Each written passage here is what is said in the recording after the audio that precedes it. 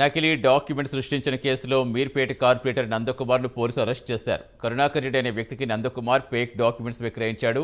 Registration సమయంలో fake documents అని తేలడంతో పోలీసులకు ఫిర్యాదు చేశాడు. విషయం తెలుసుకున్న నందకుమార్ పరారు కావడంతో పోలీసులు అతన్ని తిరుపతిలో అరెస్ట్ చేశారు.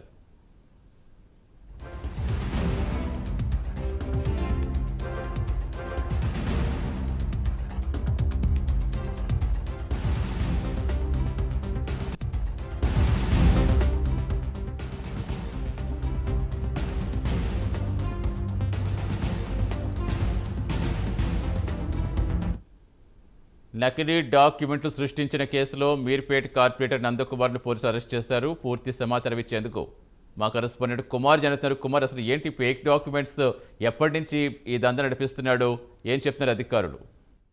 Thank you Satish. Meerpet corporation సంబంధించి 13వ వార్డు డివిజన్ కార్పొరేటర్ అయితే ప్రస్తుతం పోలీసులు అయితే అరెస్ట్ చేశారు. ఒక నకిలీ డాక్యుమెంట్లు సృష్టించి కరుణాకర్ రెడ్డి అనే వ్యక్తికి విక్రయించడంతో అతను రిజిస్ట్రేషన్ సమయంలోనూ ఈ డాక్యుమెంట్లు కూడా నకిలీ డాక్యుమెంట్లు అని తెలుసుకుని మీర్పేట్ పోలీస్ స్టేషన్ అయితే ఫిర్యాదు చేయగా దీనిపై అయితే కేసు అయితే నమోదు చేశారు. ఈ కేసు నమోదు చేశారని తెలిసిన నందకుమార్ కూడా పారిపోయే ప్రయత్నం చేయగా అతన్ని తిరుపతిలో పోలీసులు అయితే అదుపులోకి తీసుకున్నారు.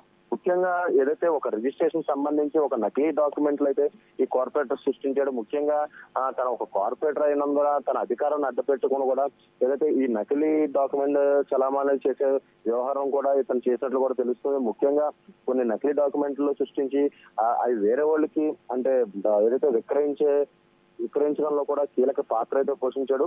ఏదైతే ఈ విక్రయించిన తర్వాత అతను రిజిస్ట్రేషన్ చేయించుకోవడానికి వెళ్ళిన సమయంలో ఇతను ఇచ్చిన డాక్యుమెంట్లు అన్ని కూడా ఒక నకిలీ డాక్యుమెంట్లు అని తెలియడంతో ప్రస్తుతం ఒక్కసారిగా షాక్ గురయ్యి ఏదైతే మీర్పేట్ పోలీస్ స్టేషన్ పరిధిలోనైతే కేసు అయితే నమోదు చేశారు. ఈ కేసు నమోదు చేసుకున్న పోలీసులు కూడా వెంటనే దీనిపై అయితే స్పందించారు. ఇమీడియట్ గా దీనికి సంబంధించి పూర్తి విచారణ అయితే చేపట్టారు.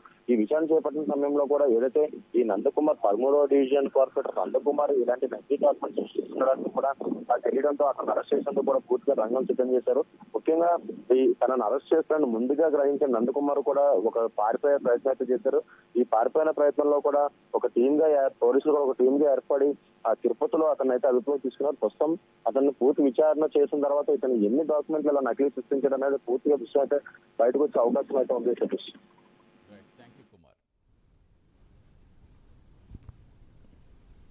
Thank you Kumar.